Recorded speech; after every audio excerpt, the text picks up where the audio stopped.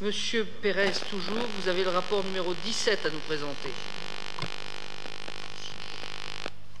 Merci, Monsieur le maire.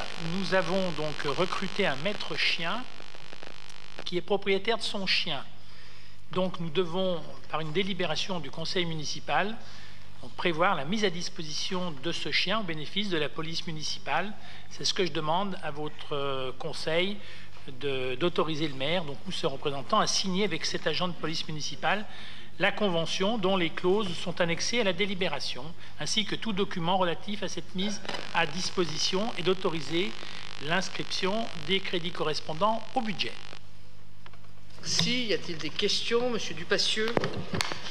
Oui, c'est une incidente à ce rapport, puisque ce matin, dans la presse locale, on a pu lire une manchette qui faisait état du dossier de l'armement de la police municipale et qui évoquait, qui disait que l'armement concernait toute la police municipale. J'ai bien lu cette manchette, donc je voulais savoir si vous confirmez ou si c'est une erreur journalistique. Monsieur Dupassieux, le maire ne peut prendre des décisions que dans la limite de ce qui lui a été octroyé par le conseil municipal. Nous avons voté une délibération concernant l'armement de la brigade de nuit. J'ai expliqué à ce moment-là que je souhaitais m'en tenir à ça, même si on m'explique par ailleurs qu'il y aurait intérêt aujourd'hui, il y aurait utilité, il y aurait prudence à armer l'ensemble de la police municipale. Pour l'instant, ce n'est pas le chemin que je souhaite prendre. Quand on m'aura apporté peut-être des éléments supplémentaires, je modifierai mon jugement, mais pour l'instant, j'en reste à ce point de vue-là. Monsieur Fajot. Oui, moi, au-delà de la délibération sur la mise à disposition d'un chien, j'aimerais intervenir sur plus généralement. Je crois qu'on vote, enfin, vous nous faites voter des délibérations depuis plusieurs conseils municipaux sur des mesures d'ordre strictement sécuritaire. On a eu le centre de supervision, le développement des caméras, l'armement de la police, la brigade de nuit, ça vient d'être précisé, et aujourd'hui la mise à disposition d'un chien. Alors je crois qu'on est tous d'accord pour partager. Ils sont malins, ils sont quand même. On peut rigoler aussi, nous. Ben, il y aurait de quoi des fois. Mais si je peux terminer mon propos, monsieur le maire, faites un peu. Oui, mais faites un peu la police, sans jeu de mots, de l'Assemblée. Voilà, ça, parce que... Je croyais pourtant avoir compris que vous n'aimiez pas bien les affaires de police. Oui, mais là, je peux le faire. Ah bon, voilà. Très bien. Alors, chacun aura compris, donc. D'accord. Non, je voulais vous dire, si on peut partager le postulat suivant lequel tous les citoyens, tout le monde, a le droit à la tranquillité publique. Enfin, pour moi, ça passe pas que par des mesures de renforcement sécuritaire. Et je crois qu'il manque, parce que pour l'instant, j'ai pas vu passer de délibération sur des mesures justement d'accompagnement en termes de prévention, puisque c'est quand même un élément important aujourd'hui sur lequel il faut travailler, et on sera peut-être d'accord, peut-être pas sur les mesures, mais en tout cas sur les objectifs. Il me semble qu'aujourd'hui, il faudrait mettre en place toute une politique de prévention qui passe par le renforcement, que ce soit des animateurs, des éducateurs.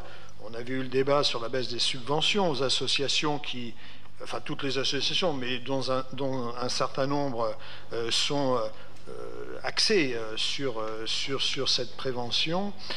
Ce serait bien aussi d'avoir un développement d'une politique de jeunesse, puisque on sait bien qu'aujourd'hui les questions de tranquillité publique sont directement concernées par les jeunes et par cette politique que vous devriez mettre en place. Moi, j'attends je pense qu'il faut bien sûr renforcer un certain nombre de dispositifs pour protéger les policiers, mais en parallèle, il doit y avoir quand même tout un volet prévention et politique de jeunesse qui manque, moi je pense. Voilà, donc je voterai contre cette délibération pour cette raison-là. Très bien. J'avais pas souvenir, Monsieur Fajot, que vous étiez absent à un conseil municipal où nous avons voté les conventions triennales, les conventions d'objectifs avec les centres sociaux, où nous avons reconduit largement les sommes, mais peut-être étiez-vous pas là ce jour-là. Enfin, en tout cas, ce vote n'avait pas fait, présenté par Nathalie Colin-Coquille, n'avait pas fait l'objet de longs débats. Elles sont au niveau, vous rappelez ce que je viens de dire sur le FPIC, monsieur. On peut faire des incantations, on fait aussi avec les moyens dont on dispose. Je rappelle aussi que la politique de la ville relève désormais intégralement de l'agglomération, c'est la loi qui l'a fixée, et que donc c'est dans ce cadre-là que nous votons des crédits de prévention. Il n'y avait pas plus tard que jeudi après-midi, à la préfecture, le comité de suivi du contrat de ville, au cours duquel le bilan des actions a été présenté. On pourra vous passer ce rapport. Vous verrez qu'aux côtés des actions de prévention, il y a d'autres volets qui ont été développés depuis 2 ans, notamment au niveau de l'insertion par l'économique. Et ce que je voudrais dire aux jeunes éventuellement sans activité qui verront le compte-rendu du conseil municipal, c'est qu'il y a aujourd'hui un certain nombre de dispositifs d'accompagnement vers l'emploi en particulier qui ne trouvent pas de candidats, malgré la mobilisation des différents acteurs de la politique jeunesse. C'est à la fois la mobilisation des acteurs de la mission locale, ce sont certains acteurs des centres sociaux, ce sont les acteurs des services de prévention, les services de la NPE. Ça vaut pour tout un tas d'actions. Je prends un exemple, l'école de la deuxième chance, dont on connaît pourtant l'efficacité des dispositifs. Eh bien, par rapport au nombre de postes qu'ils ont à proposer à des jeunes, ils sont aujourd'hui en difficulté pour trouver des candidats. Donc, quand on nous dit que des jeunes sont dans la rue sans rien faire, nous avons les crédits pour les occuper.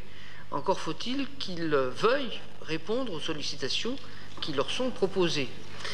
C'est d'ailleurs aussi le sens de l'opération qui a été reconduite, montée pour la 2e année consécutive par Damien Varron, d'amener les employeurs dans le quartier, au contact direct des jeunes, pour leur proposer l'accès à l'emploi.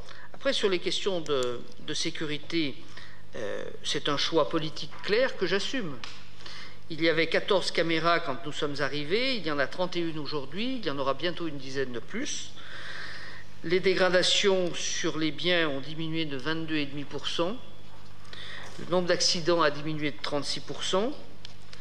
Les réquisitions du procureur ou des enquêteurs pour élucider des affaires sont passées, le chiffre c'était 56 en 2014, c'est 84 à fin août.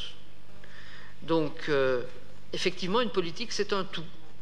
C'est à la fois les politiques en faveur des jeunes, mais pas que des jeunes, parce que je ne voudrais pas qu'on assimile les problèmes de délinquance uniquement à des problèmes de jeunes. Certes, il y a parfois des mineurs qui sont arrêtés dans le cadre de certaines opérations, mais des opérations de délinquance qui sont faites par des gens qui ont 25, 27, 30 ans et au-delà, chez moi, il y a longtemps que ce n'est plus des jeunes, ce sont des adultes.